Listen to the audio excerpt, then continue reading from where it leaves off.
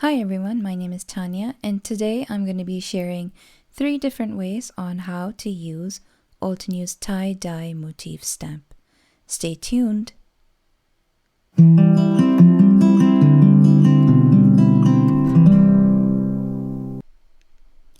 Hey everyone, thank you so much for tuning in.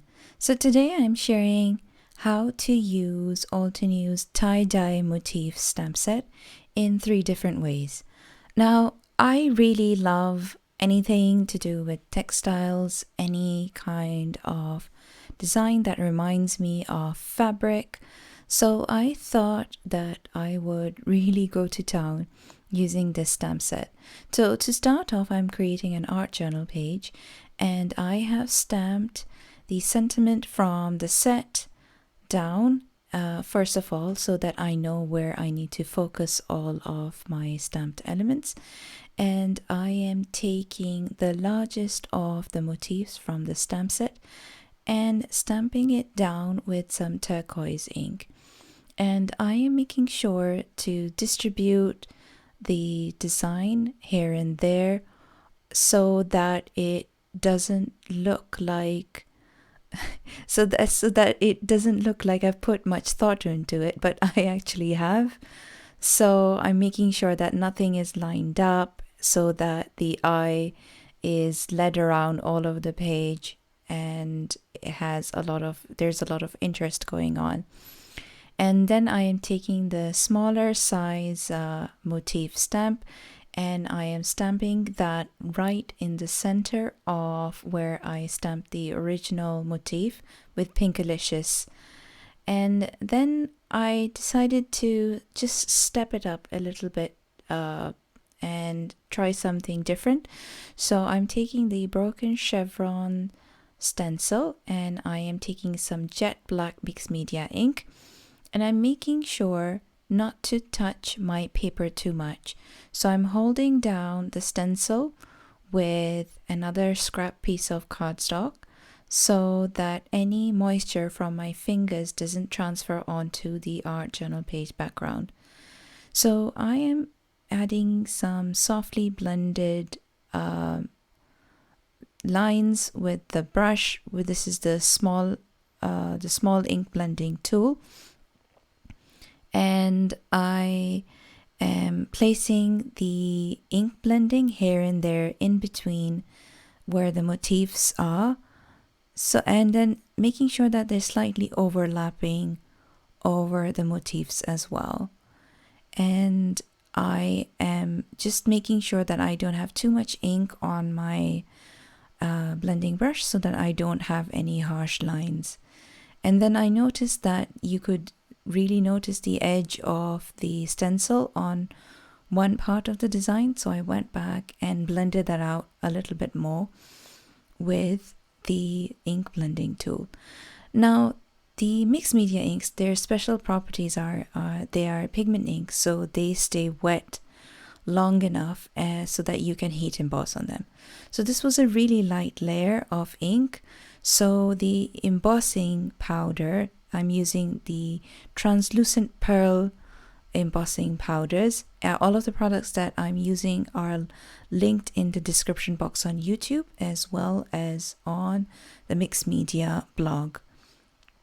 And I sprinkled it on and I melted it, and here you can see that the embossing powder doesn't stick everywhere and leaves a beautiful light texture. I really like how this turned out in the end. But if I did it again, I think I would use a lighter colored ink. What do you guys think? What color would you have used? So now for my second project, I am creating a card, and I'm using 2 of the motif stamps from the same set, and I'm creating a background and then stamping them with embossing ink. And I'm going to be embossing with the translucent pearl embossing powder again. I am absolutely in love with this embossing powder. It's stunning, it's subtle, it has a little bit of glitter to it. And the embossing powder is very, very fine. So it's perfect for adding just a light glaze of embossing to your designs. And here I'm making sure that the card panel is completely covered. Now I'm using a thin piece of cardstock, and you'll see why in a couple of minutes. And after I've heat set it, I'm placing it on a scrap piece of paper again, and I'm misting it with some water, just some plain water, and I'm using Ultramarine watercolor ink, which is a re-inker to the watercolor brush marker of the same name. And I am just spritzing it where I put down drops of the color, and then I'm spritzing it with some water and making sure that the ink and the delicious color has time to spread in here and there. Now I literally cooked the embossing powder a little bit longer so that it sank into the paper a little bit more, so that I got more of a distressed effect.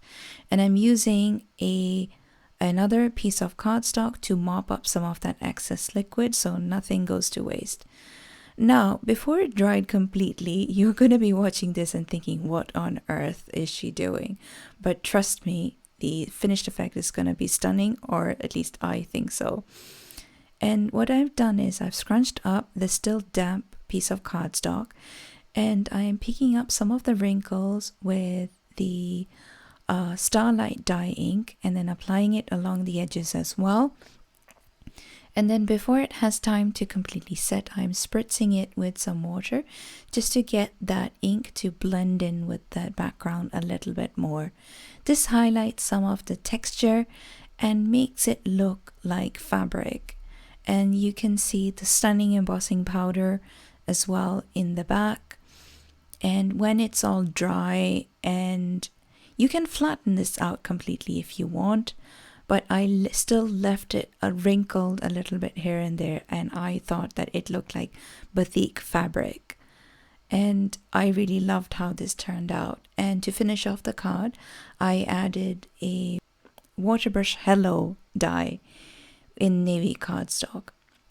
And for my final card, for my third project, I'm using the line pattern from the same stamp set to create a pattern across my card panel. And I used my MISTI tool to align the pattern so that I didn't have to keep moving the stamp here every time. So I'm using the measurements of the MISTI stamping tool to help me align where I need to stamp next. And this card was very, very easy to put together, and so very satisfying to do as well.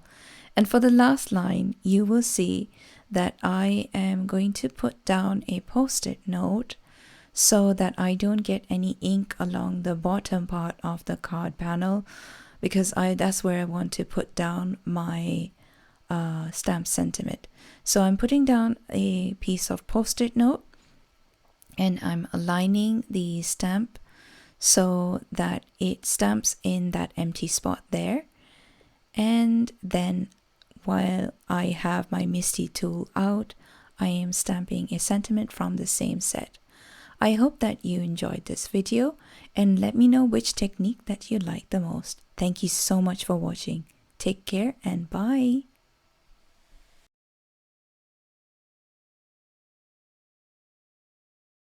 Hello there! Did that video just spark your creativity? And do you want more project ideas and inspiration videos too? Well, if you do, please make sure that you subscribe to the Altenew YouTube channel. Also, make sure that you do click that notification bell so you don't miss a video. Thanks so much for watching. Bye bye!